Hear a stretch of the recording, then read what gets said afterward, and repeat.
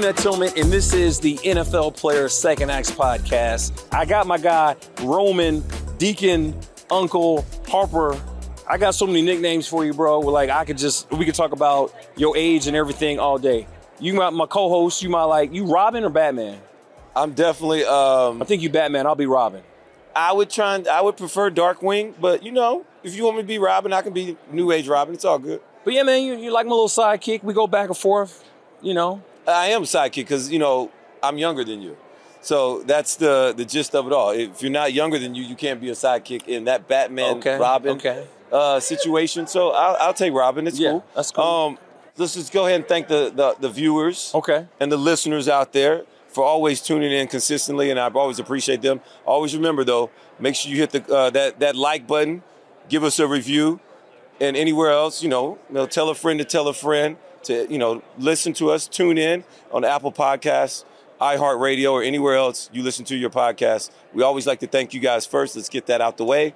You got to pay some bills. Let's do that. Got to pay the bills, but we got a special one. Yeah, we got a special DB podcast. DB. All DB all day. We got Darius, Butler, Antoine, Bethea. We talk ball. We got their podcast, Man to Man. Yep. It's a good one. Y'all don't want to miss that one. It was that might have been one of the best ones a day. It's awesome because Twan, look, and we got drafted together. We worked out together. He's one of the more confident guys you'll ever meet, especially being from Howard. You never would have known that because you think he's a big school guy because of how confident he is, how great his career was. Yeah. But I just love, because I've listened to their podcast quite often. It's really entertaining. That's what's up. So your first Radio Row. This is like my 10th or 12th Radio Row. Wow.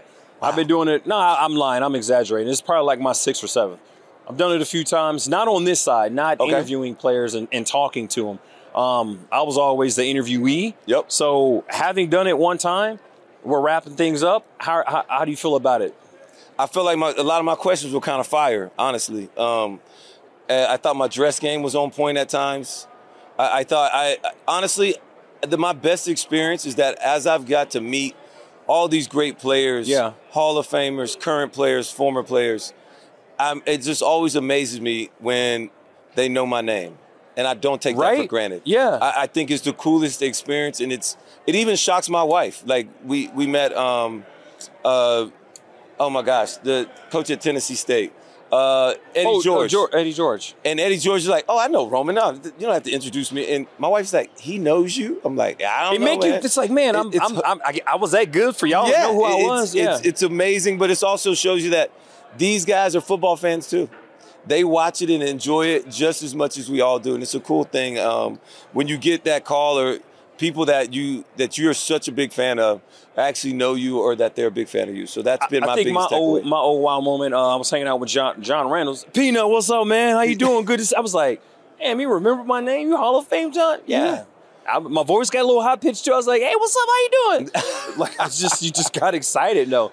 Also, Orlando Pace, the creator of the pancake, humongous human being. Yeah. I just want to throw that out there for those that don't know. Humongous human being. See, I know him because we played together in Ohio, Chicago. One year, one season.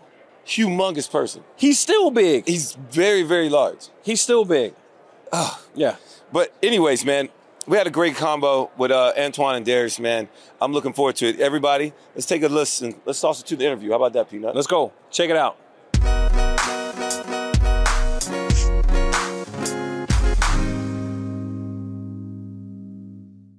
All right, we're here at Radio Row, and we are joined with two special guests. And these guys, these two gentlemen, it's a whole thing about the DBs. We bring in more. I think this is DB Day. Yep. It is. It's been a lot of DBs here, and it's nothing but love when they come here. Two guys that really balled out their whole career. Darius Butler, my man, and of course, my favorite guy, Antoine Bethea, number 41. Yeah.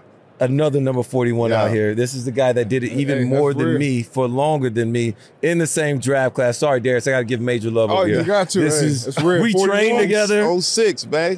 We trained together. Yeah. He was the first one that actually taught me when Young Jock was doing it, is going down in the class. I'd never seen that before. Dance? But no, I'd never seen this before. We had some good times in the A. Yeah, bro. It was going crazy. Those years, and this was. I just got there. I started working out. The Howard season was ended before Alabama season. You know, that MEAC HBCU, it's a little different, you know. I'm rocking the Howard season. I'm trying to get my daughter to go there. I went there on a college trip. So, yeah, man, I hope she go there. So I've been telling Rome about, Yeah, and so Twan, like, put me on game, man, early on in the process of training and working out, man. It was great times, and we followed each other's career, man. For sure. Drafted in the same year. Him a little bit later than me, but hold on. Okay. Let's get this in. Okay. So, are you guys going to be okay? Because last time you guys played against each other in the Super Bowl, Super Bowl 41. I'm just trying to hold you back. I know. Hey, that was a good time. Right? Great time. It was a good time for you? Yeah, great time. Okay. I'm glad. I'm glad somebody won that championship. There is no animosity or anything like that. That was years ago. I only get mad when you bring it up because you try to put me down.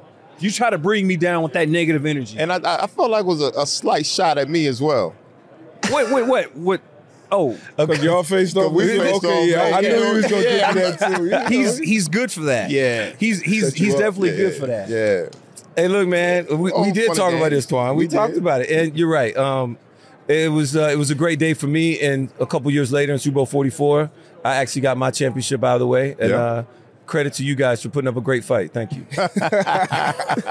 So, what do you 1 for 2, 1-1? I'm 1-1. 1-1? 1-1. 0-2? Damn. Yeah, it's all right. Oh, no. So here we go. So here's the last question I got for Twan, and this is a little bit of a legacy thing. So Twan, you played how many years? 15? 14. 14. Yeah. Longer than any other safety in our draft class. I do know that. It was only 6 other players in our whole draft class, no matter position or player, that played longer than you. Can you name me those 6, or at least try? You can tag your partner if you need a little help too. 6. Phone a friend. It was 1 defensive back. For a hint. It's 1 DB. Who's the first pick in that draft? Mario Williams. Okay. Reggie Bush second. Okay. 1 DB. Vince Young was 3rd, I believe. Yeah. 1 DB. Jonathan Joseph. J-Joe. Out of South Carolina. Played at Houston for an extremely long time. Finished his career. Love this dude. He still lives in South Carolina now. He's closer to you where you actually He's actually about to move. Right to be there. Yeah. Okay. You know anybody else? I do not. Steven Gostkowski, the kicker. Wait, say that last name again? Gostowski. Oh, okay. I wanted you to say it. I just wanted you to say it. I got you. Thank you, Darius. Thank you, dog. Thank you. We got Damata Pico. He was the D tackle. Okay. He was a big, you know what I'm talking about? Yep. And Andrew Whitworth, of course. Okay. Out of LSU. Yep. And Sam Cook, the punter. Yeah. I mean, he was picked 4 picks ahead of you. Solid class. A solid class. There it is. I don't know. I think the 03 class might have had some more big names, but maybe I'm biased because I'm an 03 guy. So I'm just. You guys wore bigger shoulder pads too back then too. No, we brought the ruckus. We came with it. So check it. Yeah. No, he look older. I'm older, but he looks older. Man, that used to trip me out. The first time I seen this guy. Please tell this story. Man, we was in Duluth, Georgia. We was training. Mm-hmm. Like he said, you know, I think I probably got there. You were like 2 or 3 weeks ahead of me. 2 or 3 weeks ahead. Yeah. And Roman walks in. Looking how he's looking right now. And I'm like, I'm 20, I'm 21. I'm like, my guy gotta be at least. First of all, I didn't know the story. I'm like, okay, he might got a phenomenal story, or you know, he went. I might have went on a mission. He came back. Then he's like, nah, man, you know, it's just genes. Had it forever, dog. Always been great, dog. It's just what it is. He been a grade, what, 8th grade? Yeah, it came in junior high. I got my first gray hair. My barber was like, hey, man, I got this gray hair up here. What you want to do with it? I was like, I heard if you cut it, you get 3 more, so just leave it. And it just... That's crazy. It's been coming ever since, so it's part of it. So the first time I met him, same exact thing. We met at OPO or is it OPO? PAO. PAO, excuse me. We met at this conference, Christian conference. Yeah. We do our thing, but he's in my group. I thought he was like an OG vet. I was, I'm getting ready to call him Unc and everything. For those, Unc is uncle, short for uncle. So I'm calling, he's like, oh yeah, I'm only in my 2nd year. And I'm like, 2nd year? What in the world? Good man, that dude has been through some stress. You've been smoking some cigarettes because life ain't supposed to be that hard for you to be that great this young. But we developed a relationship. You know, we finally became teammates when we were in Carolina 2015. Amazing season, Super Bowl 50. We lost, sorry. You two became teammates, right? 3 years, 2011 to 2013? Yep. And because I assume you guys must have formed one hell of a friendship, a bond, right? 12. Okay. Yep, 2012. 2012. Okay, sorry. You guys formed some type of a friendship, some form of a bond, right? Yep. For you guys to have your man-to-man podcast. Yep. Can you tell us a little bit more about like how that kind of friendship was molded and how you built that to get this podcast? Well, I came in, obviously, you know, I knew AB from a distance. I watched him from a distance. He's well respected around the league. And at that time, it was my third team in the league. So second round pick in New England, get cut after my second year, spend a year in Carolina. And then this was kind of like, I sat down with Grigson, the GM, and he was kind of like, hey, this is going to be your last shot, you know, pretty much. That's just the reality of it if you don't come in here and play well.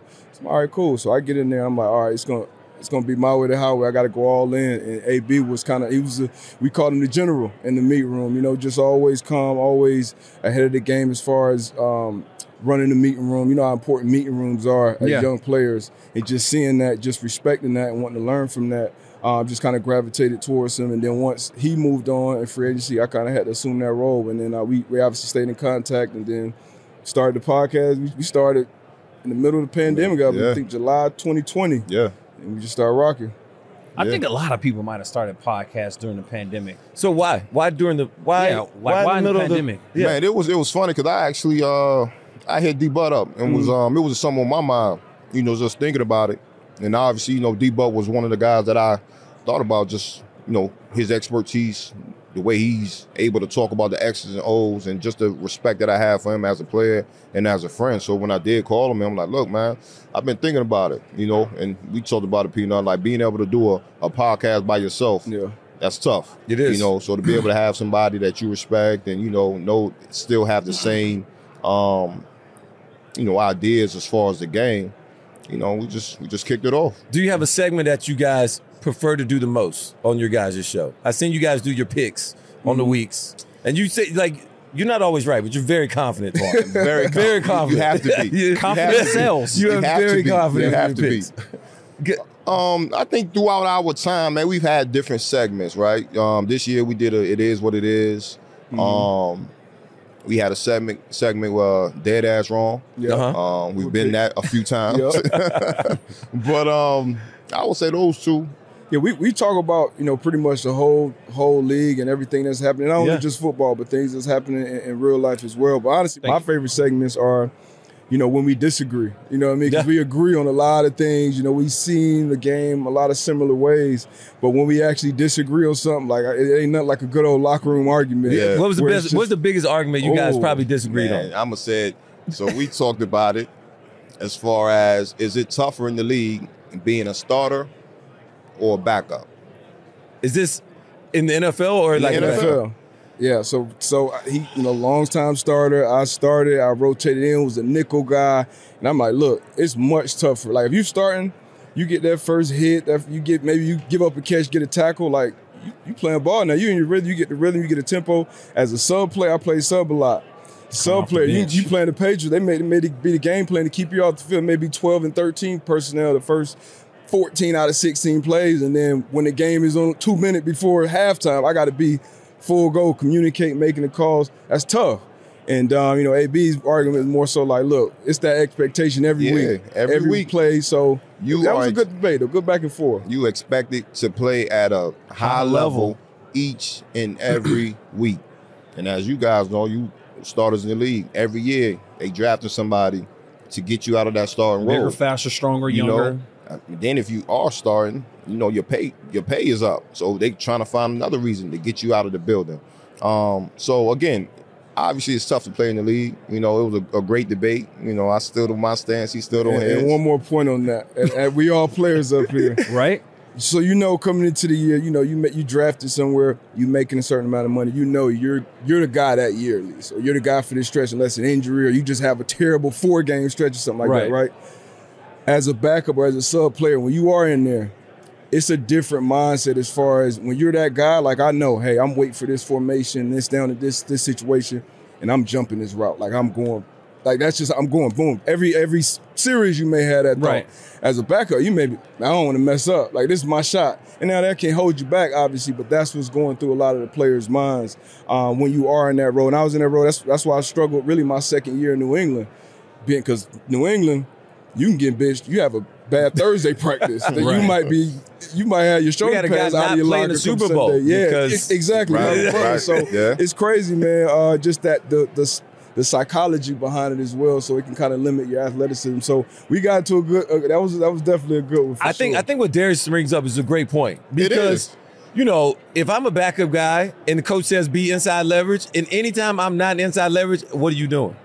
Like, you don't get the leadway of like, you know, coach had this feel. I was like, nah. But you gotta be you gotta be a robot. It's rule guys and it's guideline guys. Yeah. It's rule guys, which are mostly backups. Like, you got to do by the rule, by the book. Then we got other guys that's kind of by the guidelines. You know, and I get that too. And another thing, as far as a backup and as a starter, you know, everybody's critiquing, everybody's watching film on the defensive side. OC, quarterbacks, receivers, they're looking at you, right? So they can tell, okay, Roman, he's not good here. Peanut, he's not great here. Yeah. This is what he does great, right? As far as the backup, you throw in, it's film on you, but really not that much where opposing player can really critique you. So again, as a starter, you got to be on your P's and Q's every game, every down, every snap. I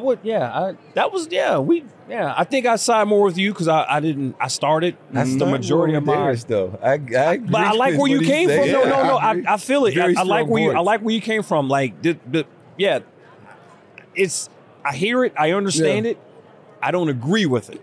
I hear it though. Fair. I don't agree. I guess I don't agree with it because having been a starter, I thought like you. There's always a guy bigger, faster, younger, stronger. He's trying to take food off my table. He's trying to take food or money out of my pocket. So I got to be on all the time. I'm not afforded, or I can't make this mistake because they going to put you in there and then boom. Wally Pipp. Wally Pipp. Wally Pipp. Yeah. I see a picture. So for those, everybody uses.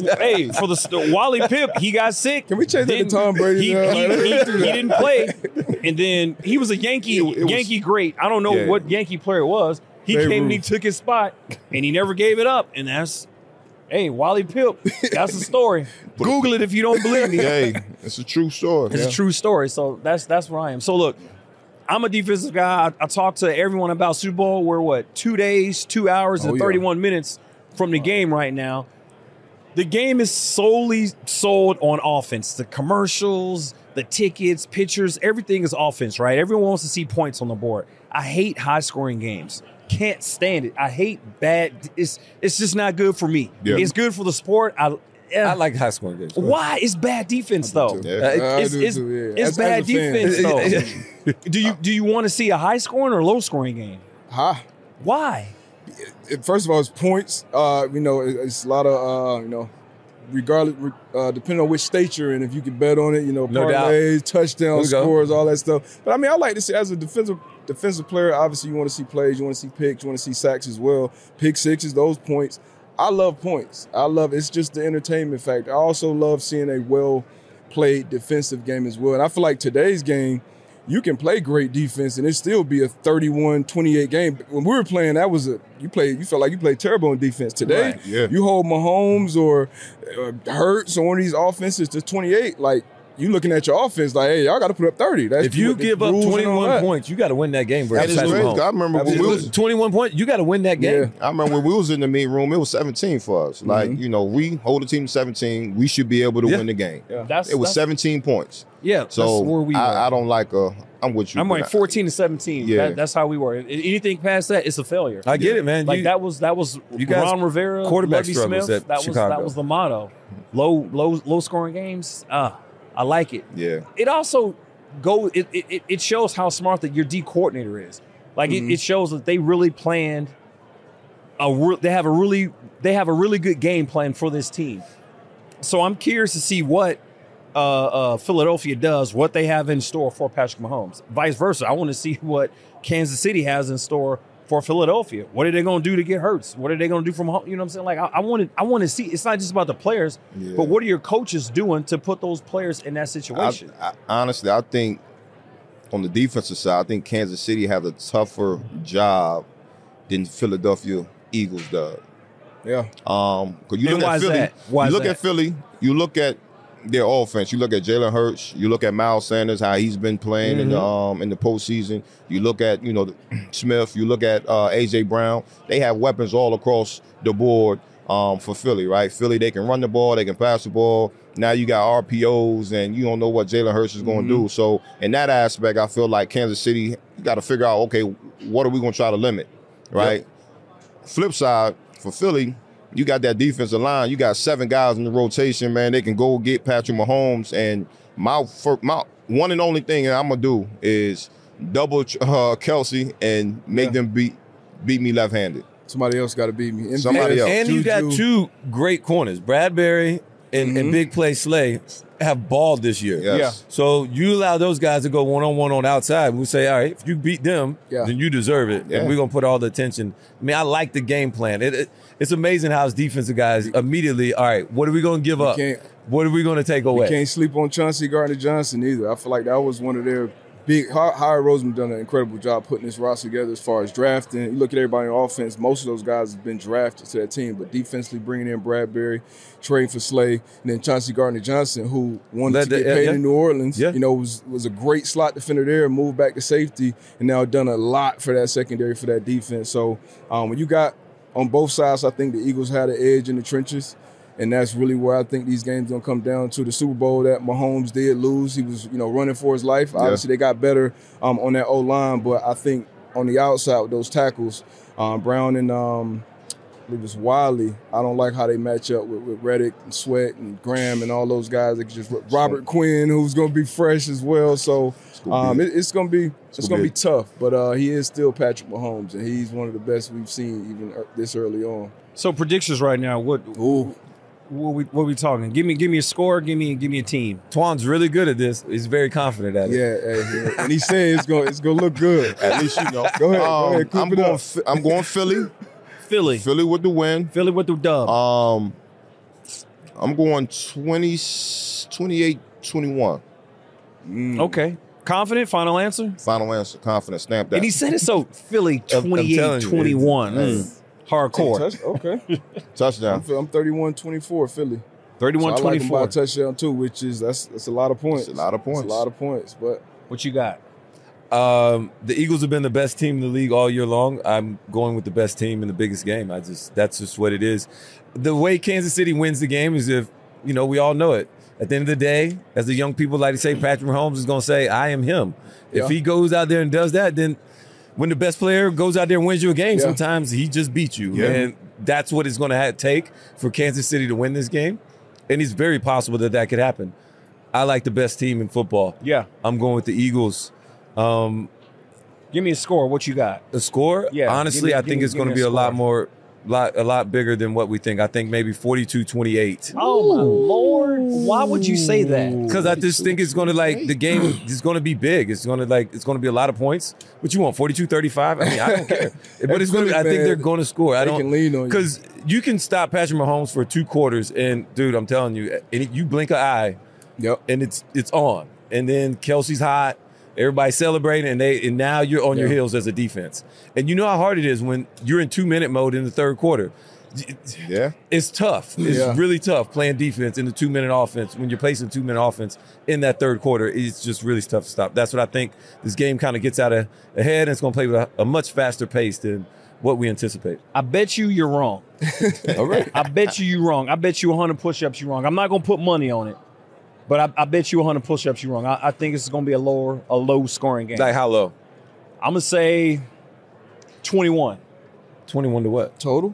21 points. No one's getting over 21 points. And I'm saying that with confidence. It's going to be some great defense. So who wins and what's the score? Okay, Philadelphia wins. I'm going to say 21.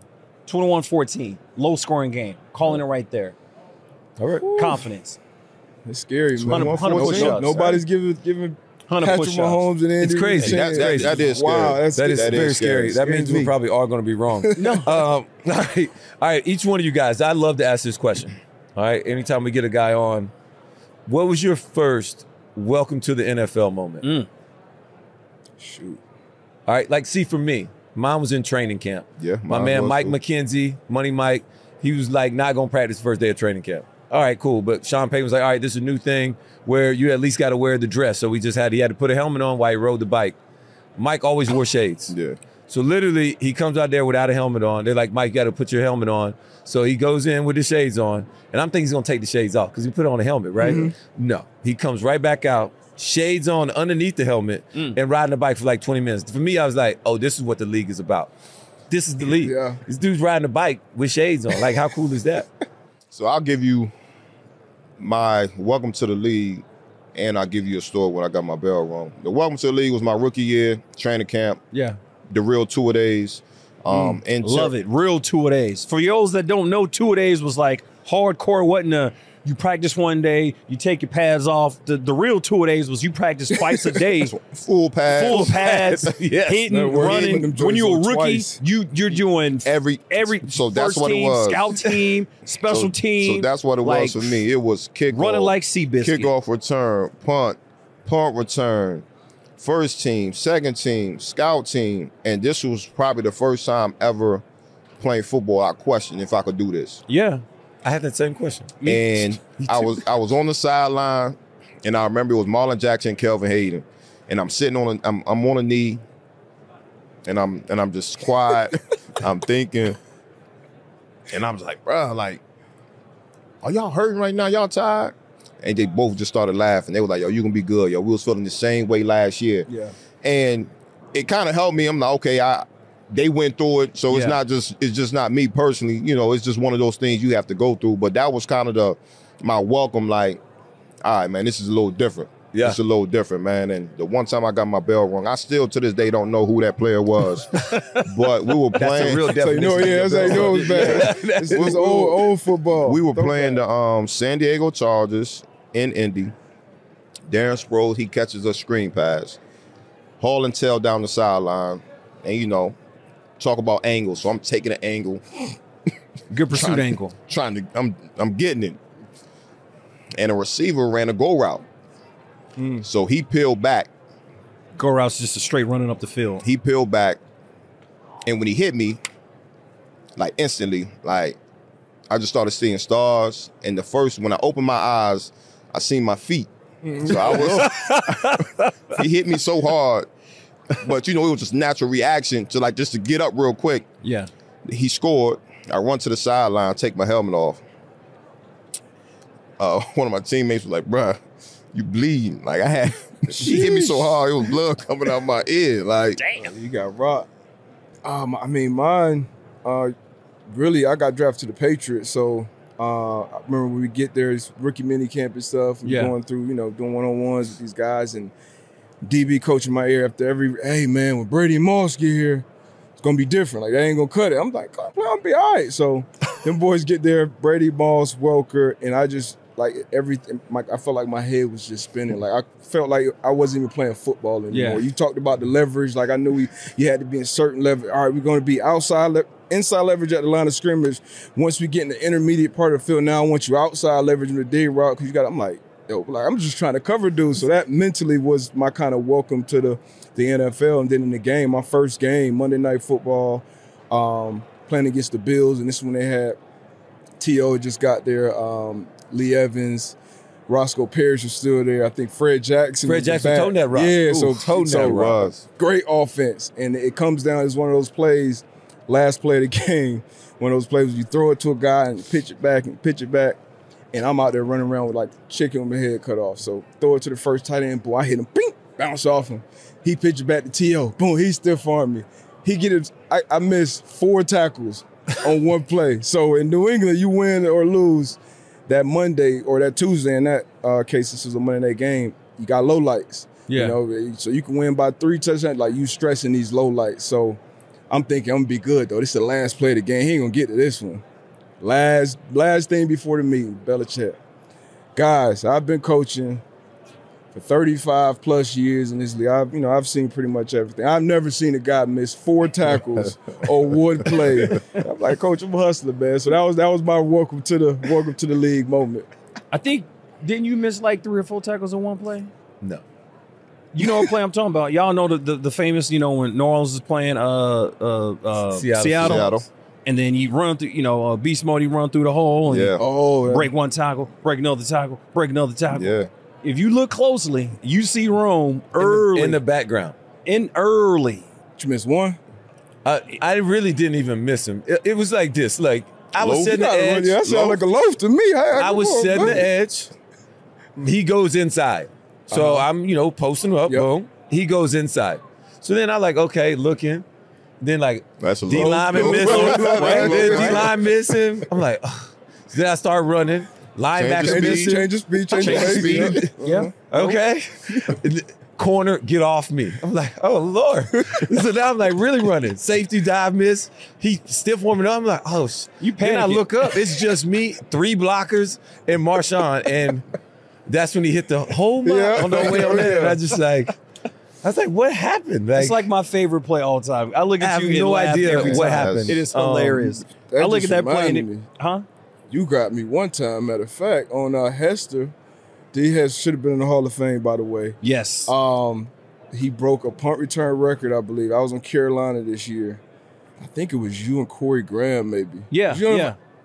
And I this is my first and last rep as a gunner in the NFL. Y'all boys put Which is the worst position to play. The worst position in DBs aren't used to getting double teamed. Yeah. We're not trench players like that. At all. And I had been sabotaging special teams drills for 3 years up until that point. I finally, so many injuries had happened. Hey, Depot, we need you.